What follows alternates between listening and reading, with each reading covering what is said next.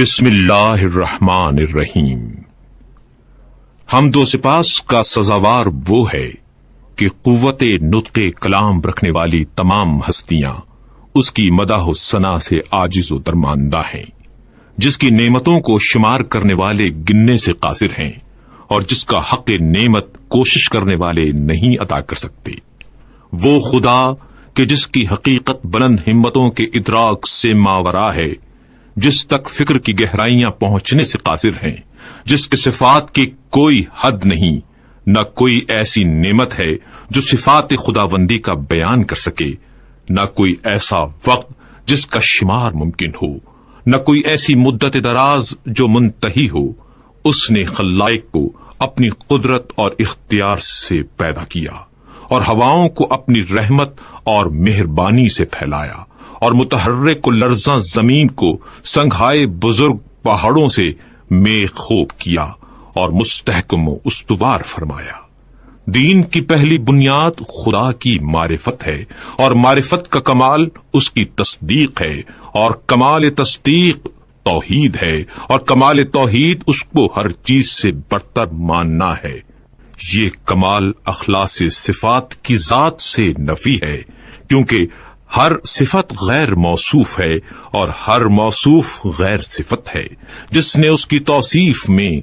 ذات کو صفت زائد سے ملایا، اس نے گویا ذات الہی میں دوئی پیدا کی، اور جس نے دوئی پیدا کی اس نے گویا اس کی ذات میں تقسیم مانی، اور جس نے ذات الہی میں تقسیم مانی وہ نادان ہے، اور جس نے نادانی کی اس نے خدا کی طرف اشارہ کیا، اور جس نے اشارہ کیا اس نے اسے محدود کر دیا، اور جس نے یہ پوچھا کہ خدا کس چیز میں ہے اس نے گویا کسی چیز کے ضمن میں اسے قرار دیا، اور جس نے سوال کیا کہ وہ کس چیز پر ہے تو اس نے دوسرے مقام کو اس سے خالی تسلیم کر لیا۔ خداوند تعالی ہمیشہ سے موجود ہے مگر حادث اور نوپید نہیں۔ وہ موجود ہے مگر اس کی ہستی عدم و نیستی کے بعد نہیں۔ وہ ہر چیز کے ساتھ ہے لیکن بطور ہمسر نہیں۔ وہ ہر چیز سے الگ ہے لیکن اس سے کنارہ کش نہیں۔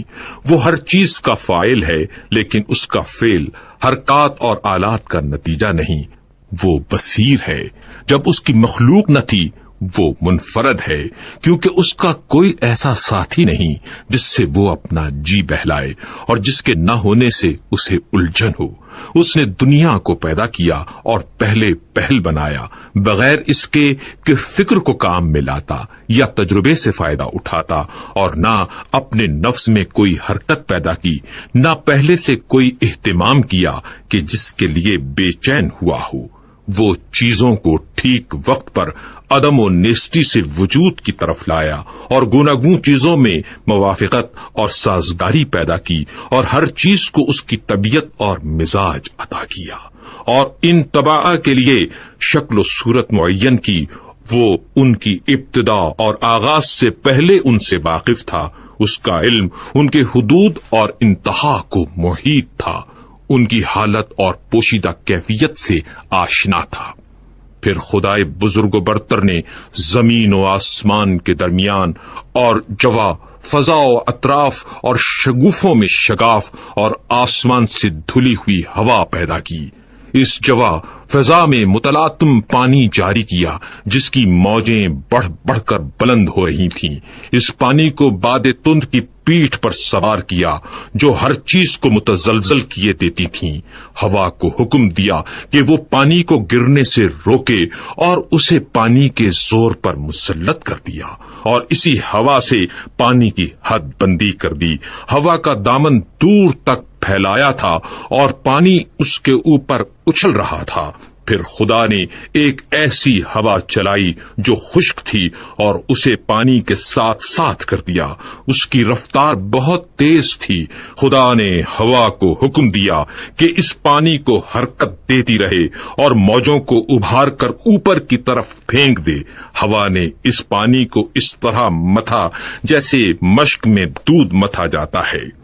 اور یوں یہ پانی کے نچلے حصے کو اوپر کی طرف پلٹانے لگی اور ساکن کو متحرک سے ملانے لگی، یہاں تک کہ پانی کی چوٹی بلند ہو گئی اور تہ بتہ پانی پر پھبن اٹھایا اور پھر اس پانی کو شگاف دی ہوئی اور کشادہ فضا میں بلند کیا، جس سے 7 آسمان بنائے، آسمان زیریں کو ایک جمی ہوئی اور رکی ہوئی موج قرار دیا، اور آسمان بالا کو ایک محفوظ چھت اور بنائے مرفوع بنا دیا، آسمان کو بغیر کسی ستون کے روکے اور بغیر میخ کے اپنی جگہ پر قائم رکھا۔ پھر خدائے بزرگ و برتر نے اس آسمان کو چمکتے ہوئے ستاروں اور دمکتے ہوئے تاروں سے مزین کیا، اور اس میں چراغ نور افشاں یعنی خورشید و ماہ درخشاں کو رواں دواں کیا۔ یہ ساری چیزیں گھومتے ہوئے آسمان،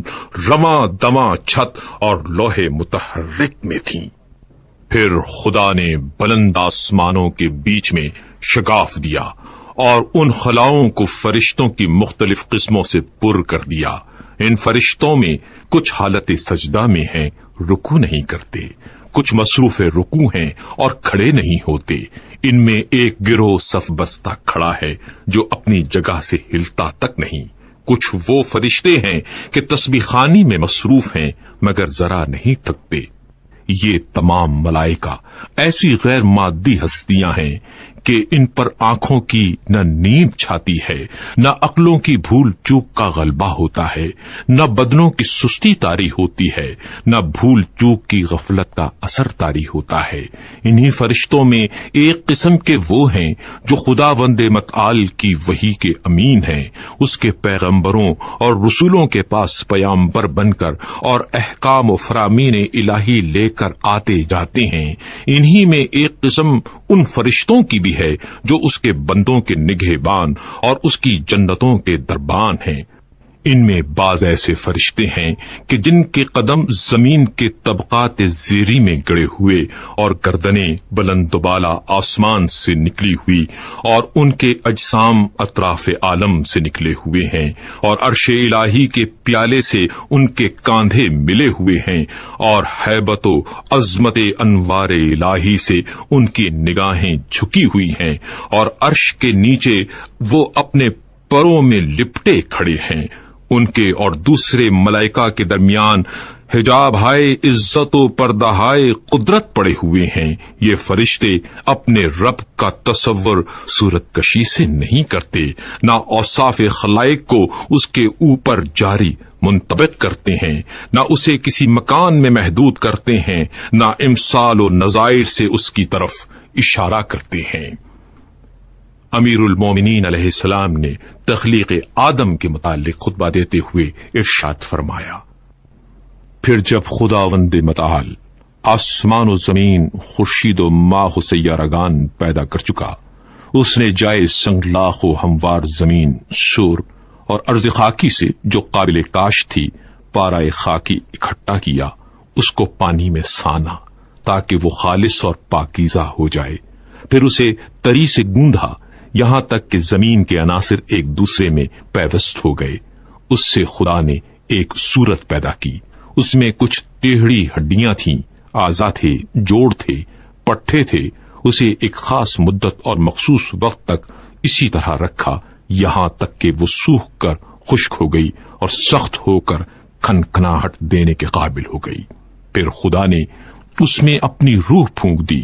اب ایک ایسا انسان پیدا ہو گیا جو ذہین ہے اور ذہن سے کام لیتا ہے، جو صاحب فکر ہے اور فکر کو کام میں لاتا ہے، جو صاحب اعضاء و جواہر ہے اور ان سے خدمت لیتا ہے۔ وہ اپنے اعضاء کو جس طرح چاہے جنبش دیتا ہے، صاحب فہم و فراست ہے، حق اور باطل میں تمیز کر سکتا ہے۔ وہ چکھنے کی حس کا مالک بھی ہے اور سونگھنے کی حس کا بھی۔ وہ رنگ اور جنس میں امتیاز کر سکتا ہے، مختلف رنگوں کی مٹی سے بنا ہوا، ان اخلاق سے ترتیب دیا ہوا جو ایک دوسرے سے معرض ہیں، گرمی سے بھی اور سردی سے بھی، تری سے بھی اور خشکی سے بھی، اندوہ و خوشحالی سے بھی۔ خدا نے یہ مخلوق پیدا کی اور آدمی نام رکھا۔ پھر خدا نے فرشتوں سے چاہا وہ اس کی امانت کا حق ادا کریں اور انہیں اپنے عہد و وصیت کی جانب متوجہ کیا کہ آدم کو سجدہ کریں اور اس کی عظمت و بزرگی کے سامنے سرے نیاز خم کر دیں۔ چنانچہ خدا نے حکم دیا، اے فرشتوں آدم کو سجدہ کرو، سب نے سجدہ کیا سوائے ابلیس کے، جسے آدم کو سجدہ کرتے ہوئے غیرت دامنگیر ہوئی اور اس پر شقاوت طاری ہو گئی۔ اپنے آگ سے پیدا ہونے کا خیال کر کے اس نے غرور کیا اور مٹی کے بنے ہوئے آدم کو حقیر و کم مایا جانا۔ اللہ نے اس کو مہلت عطا فرمائی کہ غضب الہی کا وہ مستحق ہو جائے اور بدبختی پورے طور پر تمام ہو جائے اور وعدہ پورا ہو کر رہے۔ چنانچہ خدا نے فرمایا تجھے وقت معلوم تک کے لیے مہلت دی جاتی ہے۔ پھر خدا نے آدم کو ایسے مکان میں رکھا جس میں زندگی کی ہر آسائش مہیا تھی اور یہاں وہ بڑی عافیت اور امن سے تھا۔ نیز شیطان اور اس کی دشمنی سے ہوشیار اور چوکنا رہنے کی تاکید بھی کی، لیکن آخر کار شیطان نے آدم کو دھوکہ دے ہی دیا، اس بات سے جل کر کہ وہ جنت میں ابرار کی مرافقت سے بہرور ہو رہا ہے۔ چنانچہ آدم نے یقین کا شک سے اور عزمیت کا کمزوری سے سودا کر لیا اور مسرت کو خوف سے اور فریب خردگی کو شرمندگی سے بدل ڈالا۔ پھر اللہ سبحانہ و تعالی نے اس کی توبہ قبول کر لی اور اپنے کلمہ رحمت سے اسے نوازا، اس سے جنت میں پھر بلا لینے کا وعدہ کیا، پھر اسے دار البلا میں اتارا جو تولد و تناسل کی دنیا ہے۔ آدم جب دنیا میں آئے اور تولد و تناسل کا سلسلہ شروع ہوا اور ان کی اولاد بڑھی اور پھیلی، تب اللہ نے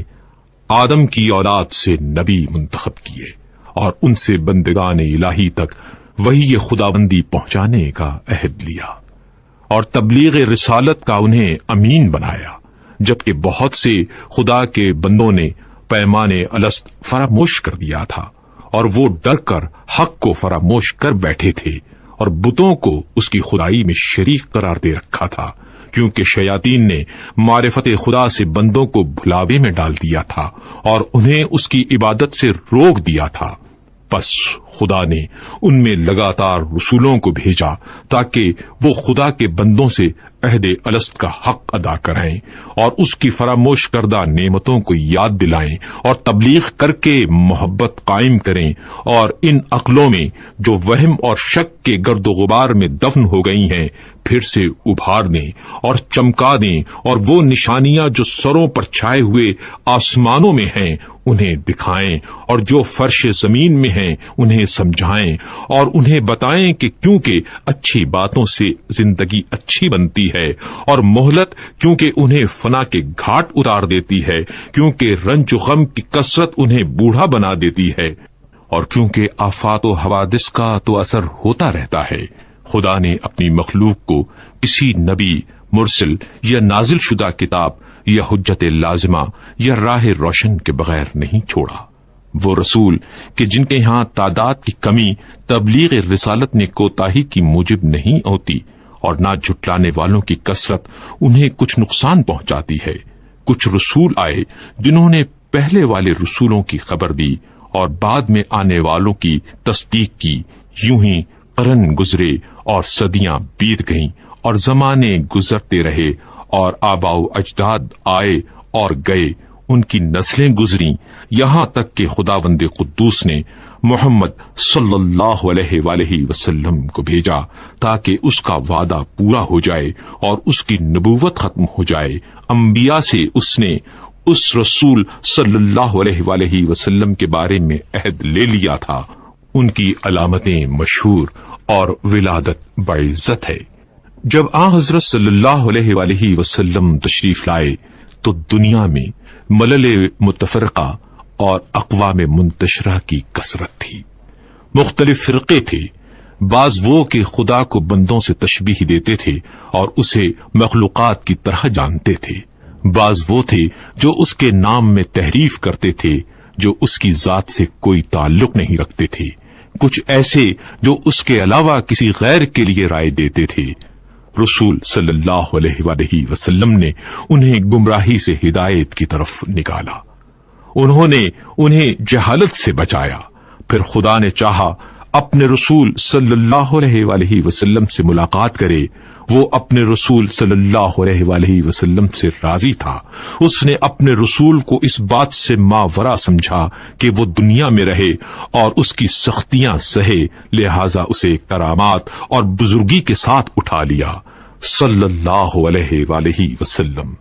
پھر حضرت صلی اللہ علیہ وآلہ وسلم نے تم میں وہی چھوڑا جو اور انبیاء نے اپنی امتوں میں چھوڑا تھا، کیونکہ گزشتہ انبیاء نے اپنی امتوں کو یوں ہی بغیر کسی روشن راستے اور مستقل نشانی کے نہیں چھوڑا تھا۔